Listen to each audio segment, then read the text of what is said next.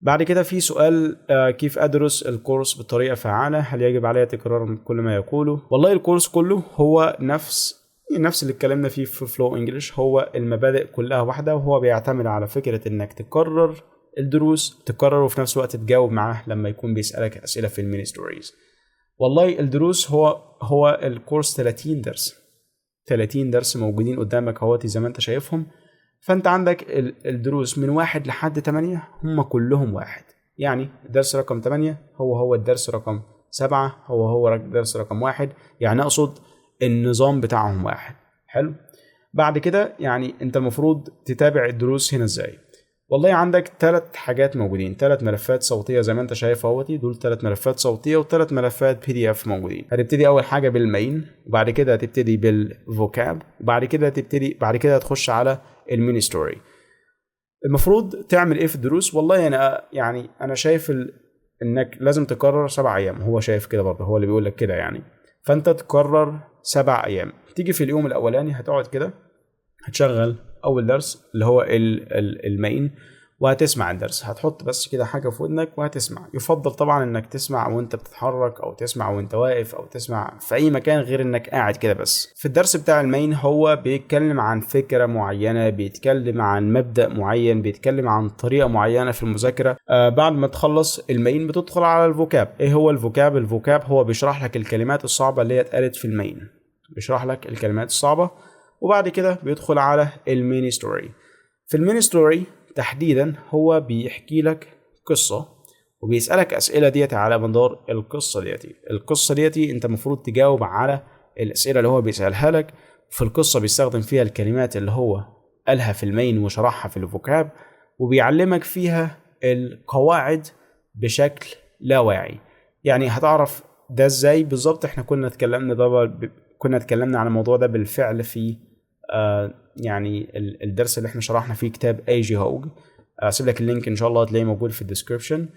فانت ديتي طريقه مذاكره الدروس. انت تسمع اول درس، يعني اول يوم هتسمع، تاني يوم هتسمع، تالت يوم لو في كلمات معينه انت مش عارفها بقى هتفتح والله التكست بتاعه، هتفتح الملف البي دي اف. يعني المين ده الكلام اللي هو بيتقال في المين هتلاقي ليه ملف بي دي اف. الكلام اللي بيتقال في الفوكاب هتلاقي ليه ملف بي دي اف. الكلام اللي بيتقال في الميني ستوري هتلاقي ليها ملف بي دي اف. الكورس كله هو بيعتمد والله على الاستماع، مش فكره ان انت تقعد تبص كده للكلام وتقرا والكلام ده.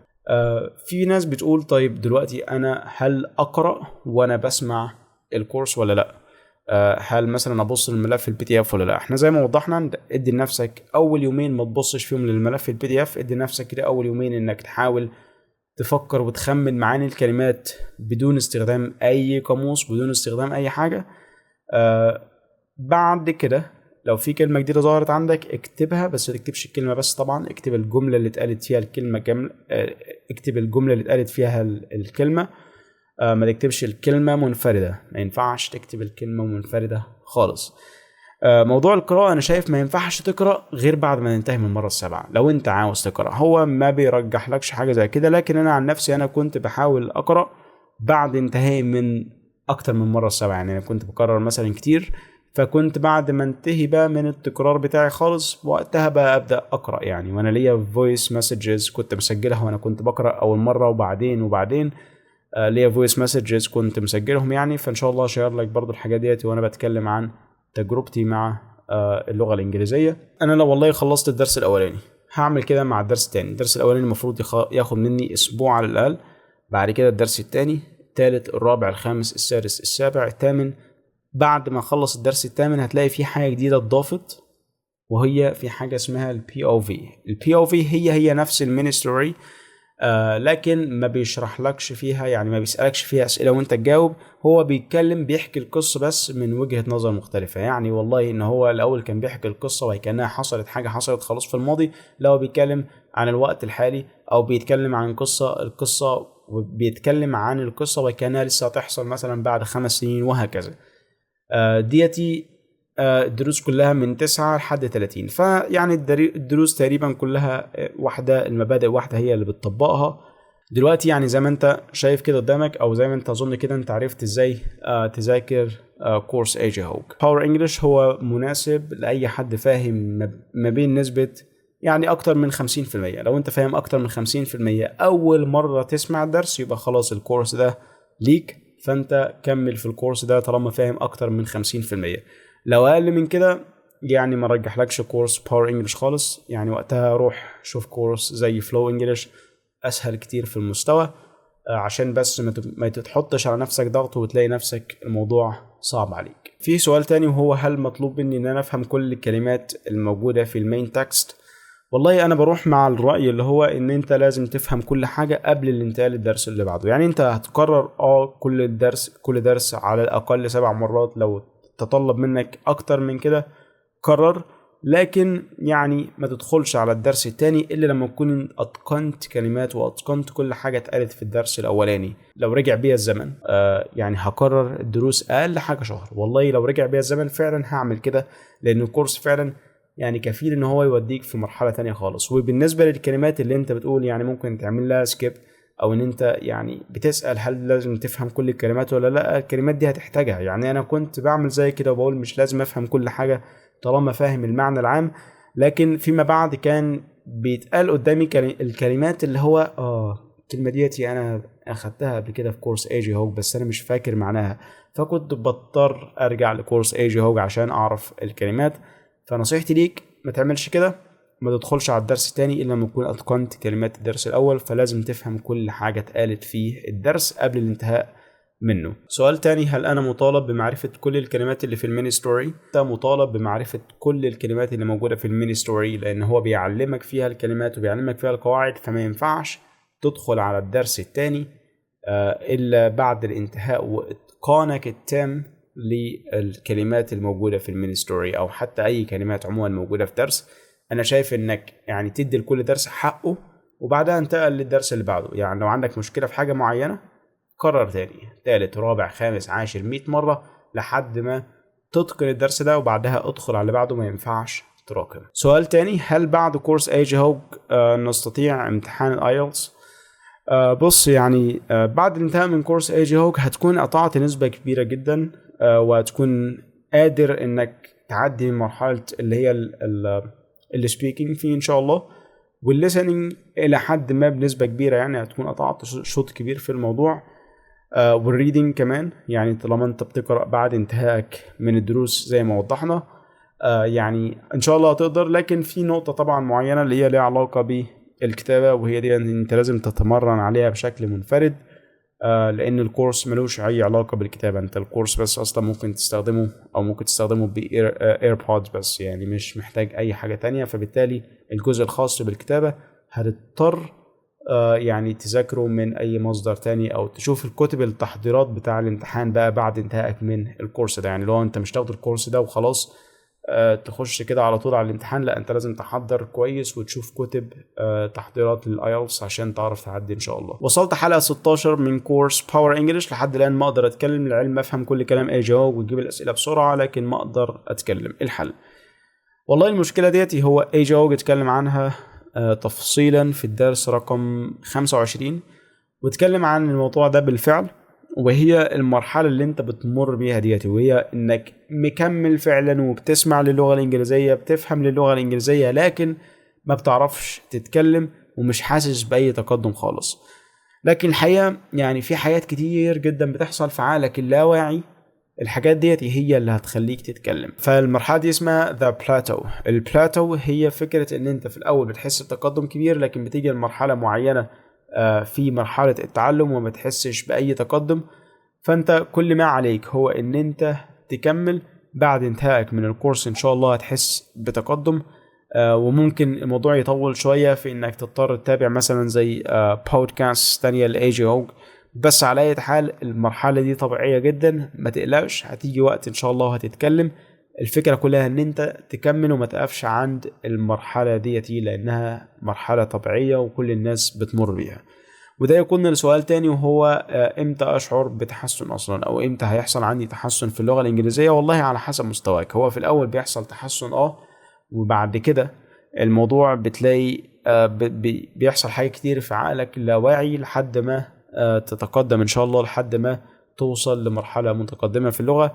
فانت تشعر بتحسن من امتى؟ والله انا كلمت ناس يعني حست بتحسن من اول يوم، من اول اسبوع، من اول درس ذاكروه مع ايجي هوج. في ناس شعرت بتحسن بداية من البداية خالص. فانت كله على حسب مستواك الحالي، وعلى حسب يعني الوقت اللي انت يعني بتستثمره كل يوم في تعلمك للغة الإنجليزية. أنا خلصت باور إنجليش، هل أكمل؟ في ناس بيقولوا إذا خلصت باور إنجليش روح دور لك كورس تاني. هو في طبعا كورس تاني اللي هو ريال إنجليش. طالما أنت خلصت باور إنجليش والحمد لله كل حاجة تمام، يبقى ادخل وقتها على كورس ريال انجلش. وكورس ريال انجلش هو نفس طريقة مذاكرة كورس باور انجلش، يعني مفيش اي اختلاف تقريبا، الا ان هو ريال انجلش بس محادثات يومية ما بين 2 امريكان كده بيتكلموا، وبعد كده بيبدأوا بقى يحللوا في ميني ستوري كمان، وكل الحاجات ديتي موجودة برضو. بس هي الفرق انها محادثات طبيعية ما بين 2 امريكان بيتكلموا بشكل تلقائي خالص، مش بيراعوا بقى ان انت بتتعلم كل ده. فالموضوع بيكون يعني لحد ما تحدي في الاول، لحد ما تتعود عليه، وبعدها بتبدا بقى تفهم الناس النيتيفز في الشارع عادي جدا بدون اي مشاكل. لما تنتهي من كورس باور انجلش ان شاء الله هتلاقي مستواك وصل B2. مستواك الفعلي بقى، يعني انت هتكون بتعرف تتكلم، يعني هتلاقي كل المهارات كده اتظبطت مع بعض. يعني مش هتلاقي نفسك بتسمع كويس جدا جدا جدا وبتتكلم قليل والنطق عندك مش افضل حاجه. يعني في ناس بتعرف نفسها ان هي مستواها B2 وتلاقي مثلا التحدث عندها يعني مش A2 حتى. فبعد انتهاك من الكورس ان شاء الله هتكون B2 المفروض في التحدث والاستماع، يعني الاثنين ان شاء الله يكونوا متقاربين جدا. لكن طبعا يعني الاستماع طبعا لازم هيكون افضل بمراحل من التحدث. يعني بص نفسك في اللغة العربية، انت هتلاقي نفسك في اللغة العربية بتفهم كل حاجة بتتقال، لكن مش هتعرف تتكلم في كل حاجة انت بتسمعها. يعني اي حديث بقى عن السياسة، علوم، مش عارف ايه، كل الحاجات اللي هي ديت انت ممكن تكون شايفها معقدة، او حتى حد بيتكلم باللغة العربية الفصحى هتكون انت منبهر بيه وفاهم كل حاجة بيقولها، لكن مش هتعرف تتكلم زيه. فانك يعني بانتهاء الكورس ان شاء الله يكون مستواك B2، وهيكون عندك التحدث ان شاء الله بشكل مرضي، بشكل يناسب المستوى بتاعك. لكن طبعا مش هيكون زي الاستماع يعني، بس هيكونوا متقاربين ان شاء الله، يعني بحيث ان هو يعني لو رحت عملت اختبار مستوى هتلاقي نفسك B2 في التحدث ان شاء الله، بس تتبع نصايح ايجي هوج على مدار الكورس. هل المطلوب منا الاستماع على الاقل 20 مرة لكل الملفات مثلا؟ كل ملف نستمع له 20 مرة، او جمع كل الملفات هو اللي يكون 20 مرة؟ يعني لا، يعني بص، المطلوب منك هو ان انت تكرر الفيديوهات على فترات. والله زي ما قلت لك كده ان هو ان انت هتذاكر الكورس اول حاجة طبعا يعني هتاخد كل درس على مدار اسبوع، وكل الملفات هتسمعها يوميا على مرة واحدة على الاقل على مدار اسبوع، بحيث ان انت كل ملف تسمعه 7 مرات على الاقل. والسبع مرات دول ما يكونوش في يوم واحد، السبع مرات دول يكونوا على مدار اسبوع، ده على الأقل. ممكن تزود أكتر من كده، ممكن تسمع مرة، مرتين، 3 مرات في اليوم على مدار أسبوع، أو ممكن تسمع مرة واحدة يوميا على مدار أسبوعين، مفيش مشكلة خالص. المهم أقل شيء أسبوع، ما تستعجلش أكتر من كده، ما تستعجلش خالص. أنا حاولت قبل كده أعمل تقريبا نفس الشيء، لكن الموضوع ما كانش فعال زي المرات اللي أنا كنت بذاكر فيها مرة واحدة يعني يوميا على مدار أسبوع. على مدار أسبوع يعني الدرس الواحد على مدار أسبوع ده أفضل يعني، وما تملش يعني، لأن هو يعني موضوع أنت لازم تعمل كده. يعني هو برضو الموضوع في الآخر أنت لازم تتعب برضو عشان تتعلم اللغة، محتاج أسبوع على الأقل لكل درس عشان تقدر إن شاء الله توصل للنتيجة المطلوبة. مش فكرة اللي هو تكرار 100 مرة في اليوم بعد كده خش على الدرس اللي بعده، لأ، أنت محتاج أسبوع على الأقل. ده اللي أنا شايفه، وده اللي انا بتكلم فيه من خلال تجربتي، لان انا فعلا عملت حاجات شبه كده كتير وعلى فترات متباعده. فان شاء الله انا اكلمك على تجربتي اللي ليها علاقه بالموضوع ده تحديدا في فيديو منفصل يعني. والكورس طبعا هل هو يوصلك للطلاقه؟ احنا زي ما وضحنا الكورس هيوصلك ان شاء الله للطلاقه في معظم المواضيع اللي انت عاوز تتكلم فيها، اللي هي ليها علاقة بالحياة اليومية مثلا، واللي ليها علاقة مثلا بالإنتاجية، ليها علاقة بالصحة، ليها علاقة بالقراءة.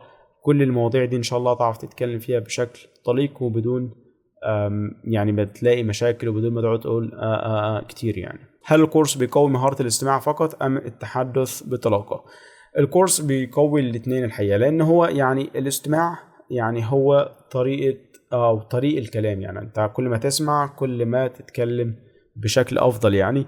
وطبعا انت تتعلم ده على مدار الدروس، هيقول لك تسمع ازاي بحيث ان انت تحقق اكبر نتيجة ممكنة وبحيث ان انت تعرف تتكلم بطلاقة. فالكورس ان شاء الله هيقوي عندك موضوع الطلاقة، مش مجرد الاستماع فقط. سؤال تاني، انا مش عارف اشتغل على الكورس في ملل ومش عارف اعمل ايه في 7 ايام كورس باور انجلش، وعاوز اخلص الموضوع ده لان الانجليزي بقى مطلوب مني في الشغل، عاوز اشتغل على الموضوع ده في اسرع وقت. بص انا معاك ان الكورس الى حد ما ممكن يكون ممل لبعض الناس، يعني اللي ليه علاقة او الناس اللي هي يعني بتزهق من موضوع ان هو اوديو بس يعني ممكن تعمل حاجة، وهي انك تذاكر الكورس وانت بتتمشى، تذاكر الكورس وانت في مواصلات، وانت في الجيم، وانت بتعمل اي نشاط تاني مش بيتطلب منك مجهود ذهني كبير. ممكن تذاكر الكورس في الوقت ده. مش عارف تعمل ايه في 7 ايام باور انجلش، زي ما احنا اتكلمنا عن طريقة كورس باور انجلش. يعني اتفرج على الطريقة عشان تعرف تذاكر الكورس ازاي، او تقضي 7 ايام دول ازاي. بس يعني في موضوع الملل انت حاول تتغلب عليه يعني بصراحة. يعني غير كده اي جوك ممكن ما ينفعش معاك. يعني لو انت خلاص بقى اللي هو الموضوع قفل بالنسبة لك خالص، ممكن اي جوك نفسه كله كده ما ينفعش معاك. فالحل ان انت تشوف مصدر تاني، تشوف طريقة تانية، تشوف حد اتعلم بطريقة تانية ان انت تتعلم. يعني تشوف طريقته هو عمل ايه بالظبط عشان يوصل للطلاقة، وتتعلم من خلال ان انت تشوف الطريقة بتاعته وتتعلم من المصادر اللي هو اتعلم منها. بس من ناحية يعني انك عاوز تخلص الموضوع في اسرع وقت، يعني الموضوع صعب. يعني ان انت عشان مثلا توصل للطلاقة في اقل مثلا من فترة 6 ل 9 شهور، او ممكن سنة او ممكن سنتين، على حسب طبعا سنك وعلى حسب مستواك وعلى حسب هدفك. كل الحاجات دي بتفرق طبعا في تحديد الوقت الكافي. بس فكرة انك عاوز تخلص الكورس في اسرع وقت، خلصه في اسرع وقت، بس مش هتستفاد اي حاجة. انت لو سمعت كل يوم مرات كتير على مدار شهر هتخلص الكورس لكن مش هتستفاد حاجة. فنصيحتي ليك يعني حاول تعمل حاجة جانبية وانت بتذاكر الكورس، زي انك في جيم او غيره. لكن مرحلة التعلم لازم يكون فيها بعض الملل. يعني لو كانت الموضوع سهل كده بالطريقة ديت اللي هو في أسرع وقت أكون طليق وكده، كانت كل الناس بقت طليقة في اللغة الإنجليزية. وده الدليل يعني إن ناس كتير لسه بتبحث عن تعلم اللغة الإنجليزية وعلاج الملل أثناء تعلم اللغة الإنجليزية، وكل الحاجات دي الناس لسه بتبحث عنها، وهتفضل الناس تبحث عنها برضه يعني مهما كان. بس لو انت طريقة اي جي هوج عموما مش نافعة معاك، ممكن تشوف حاجة تانية تنفع معاك يعني. بس موضوع التكرار انا شايف ان انت مش هتعرف تتعلم اللغة ابدا الا بموضوع التكرار، سواء بقى اي جي هوج او غيره. يعني لان موضوع اللغة انت مش مجرد بس كده معلومة بتعرفها وبتعديها وخلاص، لا انت بتكرر كتير عشان تقدر تتقن الحاجة اللي انت بتتعلمها، مش مجرد كده اللي هو تعديها عليك وخلاص يعني. والله انا مش قصدي احبطك في النقطة دي تحديدا، لكن انا جاي يعني بقول لك الحقيقة في ان الموضوع يعني مفيش حاجة اسمها في اسرع وقت. فحاول انت تتغلب على الملل بطريقة او باخرى بقى، مثلا لو انت حابب تكمل مع اي جي هوج، او انك تشوف مصدر تاني انك تتعلم منه اللغة الانجليزية. ازاي تطور التحدث عندك، خصوصا لو كان الاستماع عندك كويس جدا. فانت يعني هو الكورس اللي احنا بنتكلم عنه النهارده هو الكورس ده مناسب ليك، يعني كورس باور انجلش هو مناسب ليك. لكن لو انت طبعا مش عاوز الكورس، يعني احنا كنا في فيديوهين عملناهم بالفعل عن الموضوع ده. يعني انت اسمع بطريقة كويسة او اسمع بالطريقة المناسبة. احنا كنا عملنا فيديوهين عن الموضوع ده، هسيب لك برضه اللينكات ان شاء الله موجودة، بحيث انها تفيدك ان شاء الله في موضوع التحدث. وشيرنا كمان فيديو الويب سايت اسمه Free for Talk، هسيب لك برضه اللينك بتاعه، ممكن تتفرج عليه بحيث ان انت تعرف تستخدم فري فور توك وتبدا تتكلم مع الناس. الكورس طبعا هو مدفوع، موجود على الويب سايت بتاعه، ان شاء الله اسيب لك اللينك بتاعه في التعليقات ان شاء الله، بحيث ان انت لو حابب تشترك في الكورس او حابب تشتري الكورس هتلاقيه ان شاء الله موجود على الويب سايت بتاعه، ممكن تشتريه.